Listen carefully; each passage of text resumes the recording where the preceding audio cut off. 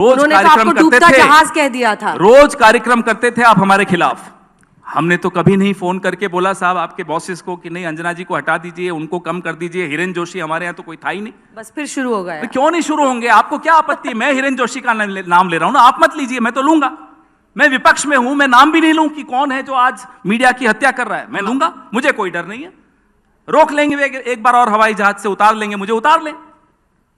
जब मुझे डर नहीं है तो आपको सुनने में क्यों डर लगता है? मुझे बोलने में डर रहा है। यहाँ पर हम तो पूछ रहे थे सुबह साहू, मैं आप सब जो यहाँ बैठे हैं इनको चुनौती गया। देता हूं, इनके मोबाइल उठाकर देख लीजिए मीडिया वालों के।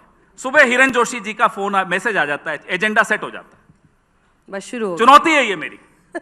मैंने देखे हैं वो मैसेजेस, ऐसे नहीं बोल रहा हूं मैं, जिम्मेदारी से बोल रहा हूं। 15 साल में बहादुर तो प्रमोद जी आप निकले, आपने धीरज साहू पे जवाब दिया। धीरज साहू पे भी जवाब दूंगा। थोड़ी बहादुरी आप दिखाइए कि जब मैं आईना दिखा रहा हूं तो आईना देखिए, आप भी बहादुरी दिखाइए।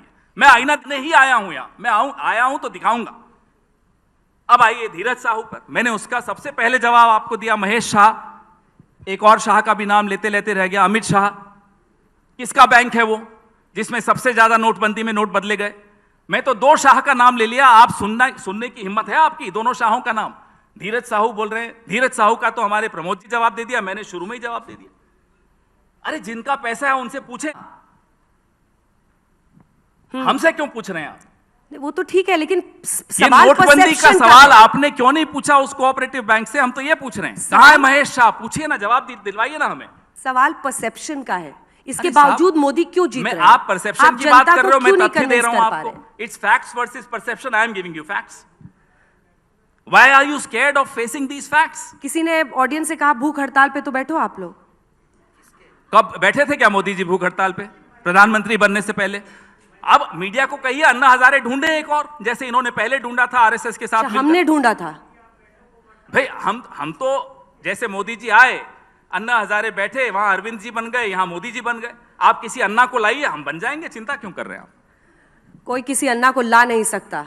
नहीं, हमें सब मालूम है। अन्ना पैदा होते हैं और अन्ना के तरह लोग आंदोलन में और फिर सो जाते हैं। पवन जी, आंदोलन को आप बिलिटल मत कीजिए, क्योंकि उस आंदोलन में क्या जो भी है, नहीं मैं नहीं बिलिटल करूंगा। उस आंदोलन से कईयों की दुकान चली। हाँ, मीडिया में भी कईयों की दुकान चली, ये भी सही है। पॉलिटिक्स में भी कईयों की दुकान चली, इसलिए मैं उसको बिलिटल नहीं कर रहा हूं।